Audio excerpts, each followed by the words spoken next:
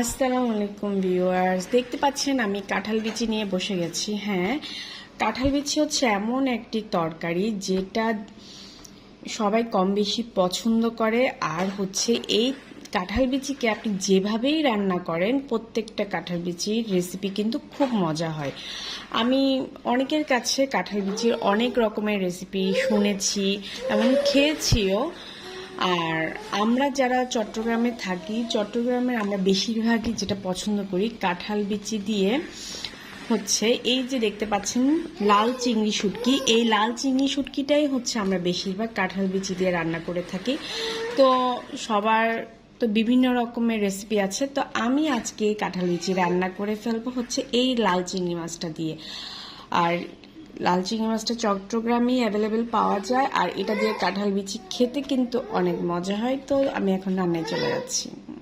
তো আমি চিংড়ি শুটকি দিয়ে টমেটো দিয়ে সব কিছু দিয়ে বসিয়ে দিয়েছি কাঁঠাল বিচি। আমার কাঁঠাল বিচি তো রান্না হয়ে গেছে। আপনারা কে কিভাবে কাঁঠাল বিচি খেতে পছন্দ করেন তা কমেন্ট বক্সে আমাকে জানাবেন। আল্লাহ হাফেজ।